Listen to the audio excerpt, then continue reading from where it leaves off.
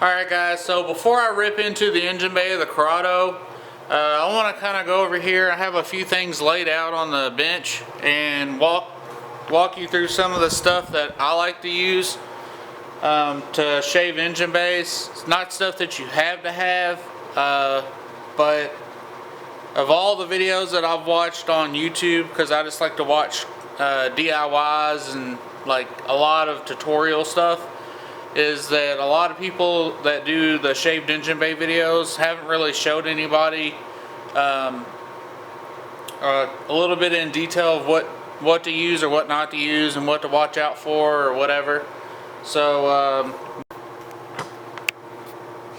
one of the things that I like to use, which I don't have right now, is a spot weld drill set. A lot of times if I don't have one of those, and you can't get it into every spot, they're really nice to have, and for some reason they don't like to work for me sometimes. I usually just try to run like a 1/2 inch or bigger drill bit, something like that, because really all you want to do is take off just the top layer of the spot weld anyways. So I just got a few of those. There's like a few, like 3/8 or whatever. Another thing I like to use is a chisel with a hammer. After you drill out the spot welds, you can go ahead and knock the rest of it off, the piece that you're trying to get off, and cleanly remove it without tearing. If you're careful, you'll be able to remove it pretty clean, and then you can just go back with like a flat disc or something, or a mini grinder, to clean up what's left on there. Another thing we got is a punch.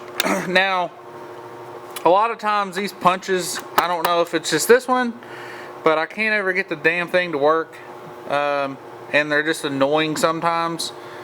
So I like to just use a normal punch and hammer. It usually works pretty well for me. Another thing I like to use is an angle grinder with some flap disc and cut-off wheels. The flap disc that I have here, let's see, they're 60 grit. You can run 120 grit, something like that. Just anything that'll take down and blend the spot welds after you knock them off.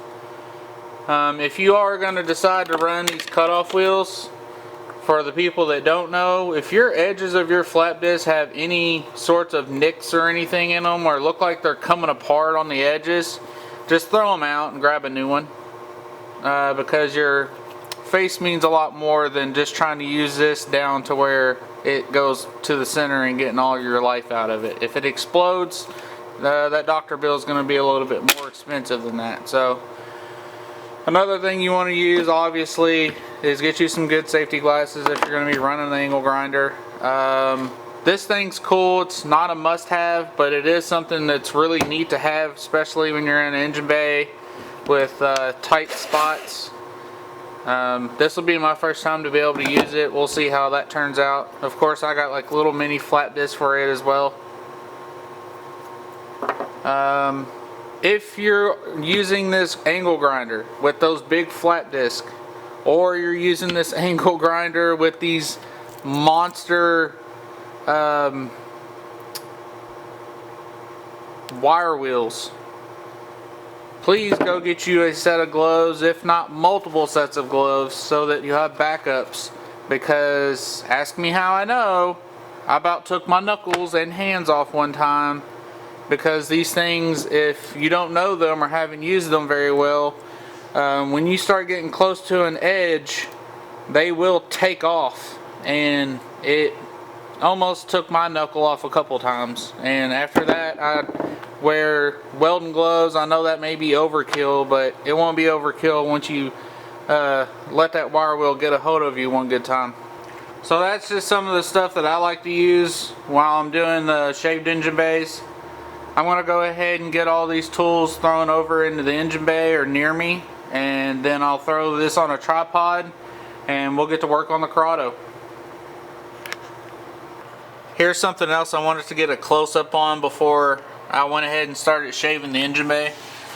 Is this really bad rusted out spot. Now this is the only spot on the whole entire car that was this bad. As you can tell, it done ate up so bad it's just paper at this point. It's disgusting. So I'm going to cut all that out, get rid of this bracket for the battery hold down, as we're going to definitely relocate the battery to the back of the car. And I'm really starting to want to plate these in now. I went and looked through a bunch of Corrados, and to leave them or to not do the plate is like, if I'm going this far with the car, I think I'll just go ahead and plate these in. It looks so much cleaner. On a buddy of mine's Corrado, we ended up doing just lip. Is another cool way that you can do it, is just grind this lip off down through here and weld the seam up. And then we ended up filling all his holes in for all this stuff and making this just look clean in here without having to cap it off. That's another way you can do it, and it's kind of like a OEM plus type deal, so it's like an OEM shave. But I think I'm going to go with the plate method, and I will grind this off also, and then I'll cut a template out later on.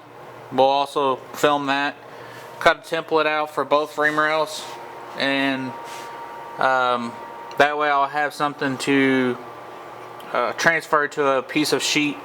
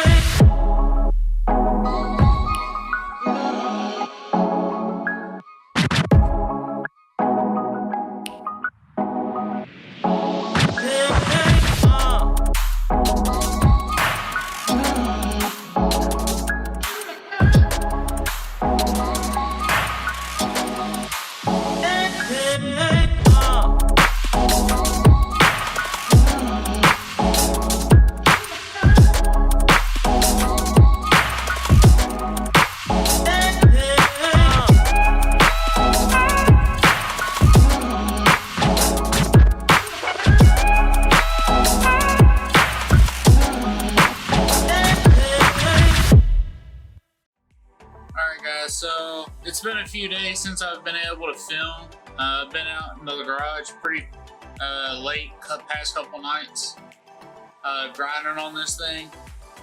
So right now, this is what we got.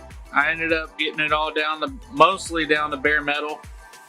The seam sealers out of the corners and everything. Still have to cut this out and weld in a plate for both of those holes. So that basically wraps up the end of this video. On the next one, hopefully we'll be into like the second stage of doing the engine bay. But don't forget to like, comment, and subscribe, and I'll catch you on the next video. Later, guys.